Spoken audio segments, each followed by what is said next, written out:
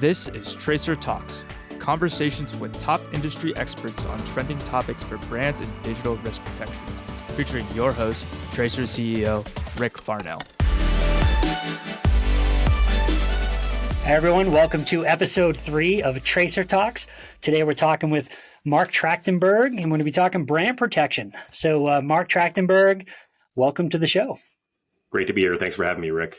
Excellent. So, Mark, you're titled Chair of Internet, Domain Name, E-commerce, and Social Media at Greenberg Traurig. That's a lot. Tell the audience a little bit about kind of your responsibilities and what you do. Greenberg has always had a very strong brand protection practice, for many years before I got there. Still very strong now. What I changed is to create a practice group that focuses specifically on online matters. So, basically internet, domain names, e-commerce, social media, the things that are in my, in my title, but also things that are web adjacent. So things like, metaverse, blockchain, crypto, and NFTs. Incredible. That's, kind of the space. Just since I've kind of been on board about a year and a half in this space, the kind of threat vector, I'll say, for what brands have to worry about is really off the charts. Maybe to kick things off, Mark, what does brand protection mean to you? I think there's basically 2 components to brand protection. One is obviously taking the steps to ensure that you have the ability to stop others from infringing and abusing your brand through things like registration of trademarks and copyrights, oppositions and cancellations, litigation, and things like that. And the other component is protecting the value and integrity of the brand so that it means something to consumers. And I think the second part really is a lot more nuanced and more art than science. And frankly, sometimes it's at odds with the first technical part. So for example, you might do things which would bring a lot of attention to the brand, but could potentially have a negative impact on your ability to obtain registrations for it or to stop others from using it. But at the end of the day, who cares about being able to protect a brand and stop others from using it if the brand itself has no value because you were so conservative in your use that consumers lost interest? And I think the consumer part of this is really something that we try to instill in all of our employees as we're partnering with folks like yourselves and really trying to protect brands. And to us, we really try to wear that every single day that we come to work. And, we as consumers and all of our family members and friends and parents and grandparents, they're out there interacting with digital, devices and mobile phones and online commerce and interfacing with marketplaces. What they're interacting with, we want to try to keep as authentic as possible because the amount of technology that's out there in the hands of highly sophisticated networks of bad enterprises, I'm not even going to say bad actors because it's bad enterprises, is really amazing. So given all of that, Mark, talk a little bit about kind of the brand protection program specifically at Greenberg that, the world has changed immensely just in this last year. I mean, you even talked about the metaverse and blockchain and others, but just within the last year, what are some things that you're trying to implement and bring into your practice as you engage and consult with your customers? There's no one boilerplate brand protection practice. People talk about best practices all the time. And, there are some, like, of course, having a brand protection vendor and using technology and things like that. But, really, it depends a lot on who the client is, what their brands are, what their products are, what their services are, and the types of threats that they're facing online. These threats are evolving all the time. And, things that might be of concern to one client, maybe don't impact another client's business in the same way. And so really, it's taking a careful look at the client and their business, trying to understand what they're looking to accomplish and trying to understand, which of the many threats and attacks and schemes out there really cause the most harm to the client's business, and to their customers. Let's talk a little bit about some of the threats. So stepping into today's day and age, without sharing any names of your customers, but just talk a little bit about some of the threats that are out there that you yourself, working with partners like us, are trying to help customers, stay away from? I mean, I can say that the threats are coming from everywhere and really, in every form you could possibly imagine. What we're seeing now generally is an increase in multi-vector schemes and attacks. So it's not just one type of thing. It's not just a domain name or a website or email address. It's really a combination of all these different things. And so the bad actors are registering abusive domain names and then posting websites on them and creating email addresses on them.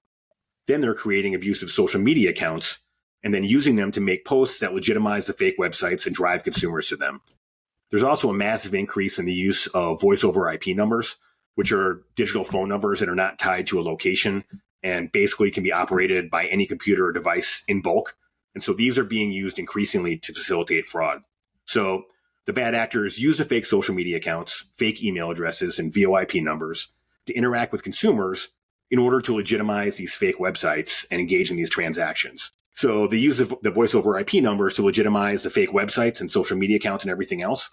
But then they do it the opposite way. So they use the websites, social media accounts, and fake email addresses to drive consumers to the VoIP numbers where an increasing amount of fraud is occurring. And so people call those numbers and then they get defrauded.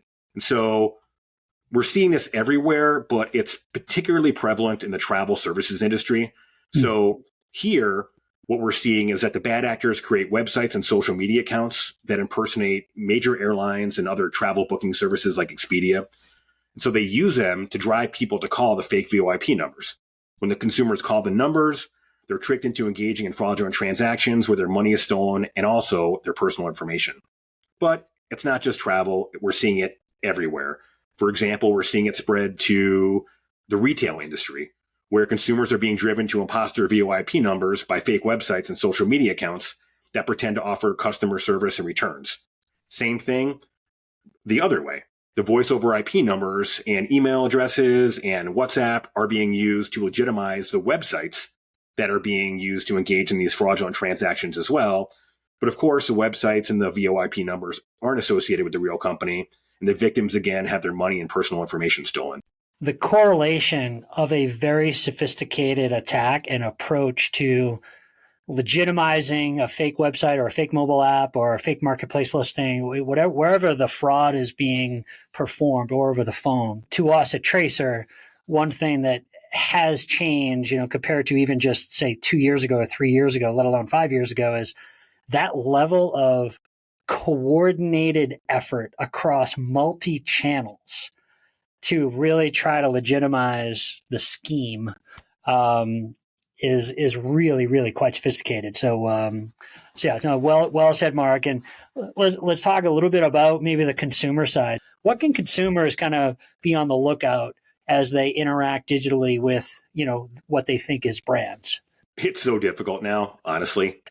Even for people that are in the space, it's almost impossible. I even catch myself sometimes seeing things that I think are real initially, and this is what I do for a living. So for consumers, I would say check, and then check again to make sure that you're dealing with the actual brand. For most of these brands, the official website, so just go directly there. Not through links or through other sites. Go to the URL, the domain name that is the site. If you're going to Macy's, go to Macy's.com, right? Going to Nike, go to Nike.com. Don't go through all these other links, which could take you somewhere else. And I know that's hard because all these brands are promoting themselves through social media and other websites and platforms. But if you want to protect yourself, it's best to go directly to the brand website that is legitimate. If it seems too good to be true, it probably is. This is true in life and also online. Finally, I guess I would say when you're interacting with a brand or what you think is a brand, don't ever, ever, ever give your password to them by phone, email, text, WhatsApp, or whatever you're using to communicate with them, because a legitimate company will never ask you for this. Phenomenal advice. So now let's maybe flip to a brand's mindset. So with that same question in mind, Mark, with a highly funded and highly sophisticated approach that these bad networks are putting in place, how can brands really better prepare themselves for staying ahead of this threat? I mean, automation. Clearly, you need a brand protection vendor. You need tools to help you. with the amount of content that's out there and the sheer volume of attacks, it's just impossible for anyone to manually be able to defend against this or to collect the kind of information and data that we need to be able to take effective action. So, I mean, technology is the key. The sheer amount of data that we're processing and we're searching for and rinsing through to try to find, legitimate use of the brand, fair use and discussion about a brand, which is totally legal, versus the threads that we find that lead to some of these more sophisticated networks. You have to use technology. You have to use modern technology. So appreciate that. So maybe with a little bit different spin on that, Mark, kind of what's the biggest threat that brands face, in your opinion? So given what we just talked about, what do you think is the biggest threat that brands face? I think the biggest threat is not external, but it's internal. I think the biggest threat that brands face is complacency. I mean, I know we're in a downturn and budgets are being cut everywhere, and legal, especially online enforcement, is an easy target. But companies that take their eye off the ball and aren't addressing these increasingly sophisticated attacks and schemes are undoubtedly eventually going to result in having significant damage to their brands, because the bad guys will continue to strike at the brands, especially the ones that are not taking action, and to strike at their customers. And then when something really bad happens and gets a lot of press attention, and it will, the brand will be scrambling to do all the things that it should have been doing all along, but a lot of it really will be too late. And then the brand's customers and the executives will be looking for someone to blame. So I guess, my advice is, if you want to avoid it being you, then you're going to want to ensure that your company is taking appropriate monitoring and enforcement steps, which includes, again, using, an online brand protection vendor and other technology. And I would also say that this goes for my law firm colleagues as well. Our firms and our clients are increasingly being targeted, especially during the busy end of the year collection period. So we need to be taking the same steps that we're telling our clients to do. We need to drink that same Kool-Aid. Yeah, often get asked kind of to present the return on investment for if I'm going to work with you as a brand protection provider with an outside partner, an expert kind of in this field, how do I measure the return on investment? And naturally, you've been in this space a long, long time. I'm sure, that's something that you get asked quite often, but just curious, how do you describe some of that return on investment? And very often, if we're able to thwart something before it turns into a major scam and, gets infiltrated or gets, put out to thousands of customers, how do you put a number on that? Or how do you put some value on that? How, maybe a little bit there for the audience. That's a great question. I think one of the eternal questions for online services, including advertising, is how do you calculate ROI? And nobody really knows. There's a lot of various ways, and frankly, most of them are BS. And so I don't know that there's a way to specifically quantify in dollars what the ROI is. For some things like counterfeit, it's maybe a little bit easier as you are able to quantify the reduction of counterfeits out there to see the increase in the sale of legitimate products. Then you have some real numbers to work with. But even then, it's a little hazy and you're basing your ROI on a lot of assumptions. I think it's not always necessary to calculate in exact dollars ROI all the time. I think, ROI is maybe a wrong way to look at this, the return on investment. It's, what is the benefit, right? The benefit here is that you're protecting the value and the integrity of your brand.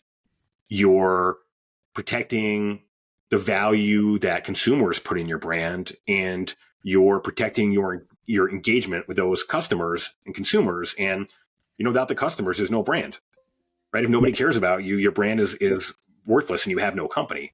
So I think, this is one of those situations where we just have to look at what the higher level and the existential benefits are, to the extent that we can quantify it and put numbers on it. Like we took down, this many bad actors or this many sites or, this many social media accounts and this many other things, then, great, we should definitely do that. But it's frankly going to be hard to put a dollar amount on it, in the same way that it's hard to put a dollar amount on what is the cost of a data breach, right? We have some numbers like what does it cost to respond to the data breach? Okay, we know that, but there's a lot of other, kind of collateral damage that goes along with it. And even though companies know that we can't fully identify the exact dollar amount or risk of a data breach, it's still critical for companies to protect against that. And this is the same thing. Even though we can't quantify the exact dollars that we're going to save, this is critical to our businesses. If we can't protect our brands, we have nothing. 100%. Yeah, and I think it's that element alone. We're seeing a really interesting trend in our business where a lot of the new brands that we're signing up have never had a brand protection strategy in the past. So, it's not like they were with one other vendor and this vendor or that vendor or this partner. They literally didn't have external cybersecurity or, brand protection before. So I think it's getting better, meaning the ROI and the importance of a really well funded, well thought out brand protection strategy that includes expertise from folks like yourself and technology providers. I think it's getting better and better, but I appreciate the banter there on that ROI. Okay, so Mark, we're going to move to a segment called Rapid Fire. We do this with all folks on the Tracer Talk series. So, whatever comes to your mind here, let's have a little bit of fun with it. What would you choose to eat for your last meal? Xiaolongbao, which are Chinese soup dumplings. And I would also choose this for my first meal. Nice. What superpower would you choose? Omnipotence. Most productive time of your day? Nighttime for sure. I'm a vampire. I don't sleep much. And during the nighttime, there's less distractions. And I get way more done. Cats or dogs? Dogs. Drink of choice? Bourbon for liquor, Guinness for beer. Favorite genre of music? Rock. Favorite pizza toppings? Toppings. Ooh, well, you can go pizza. You can favorite pizza. For pizza, it's New York. There you go. That's a ridiculous question. There is no other. I love it. Most prized possession? The Rolex my wife gave to me when I graduated law school as a gift.